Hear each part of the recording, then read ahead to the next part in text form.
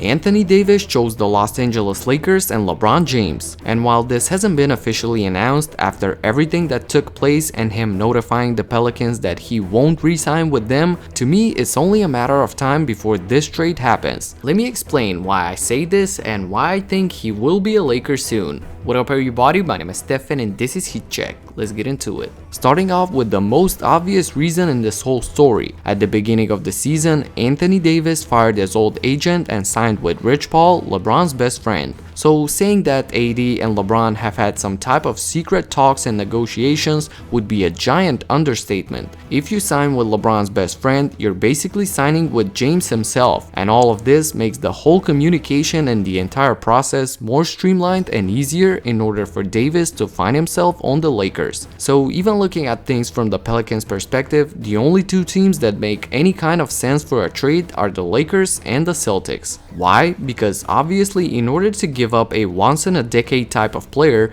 New Orleans would like to receive a lot of promising young talent and completely rebuild the team for the future. Others are excluded by default, just because weaker teams with no superstars know that Davis will definitely not re-sign with them after next year, so why trade their future for nothing? And heavyweights like Houston and OKC have absolutely nothing that would interest New Orleans and that would be valuable long-term for them. So these are the only two teams that can provide that. However, there is one thing that prevents Boston from making a trade for the Brow, and that is this thing called the Rose Rule. You can pause the video and go through it slowly, but to sum it up, the Lakers are pretty much the only team that can offer some valuable pieces to the Pelicans. And for those of you who did that, who paused the video and are now thinking of ways that this could be worked around, sure, the Celtics could send Kyrie elsewhere and then trade some of the young talent like Tatum and Brown to get him, but then what are they going to look like? Exactly like the 2011 New York Knicks when they traded their entire team for Carmelo and were never competitive. So again, the only team that makes sense for them are the Lakers. Now here's where the bargaining game starts.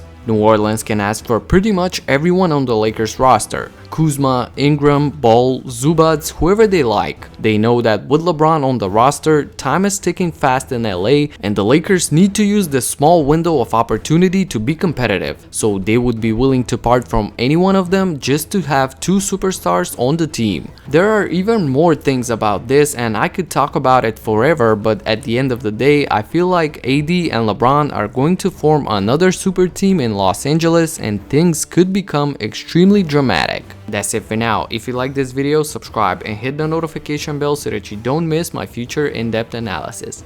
Talk to you in the next one. Peace out.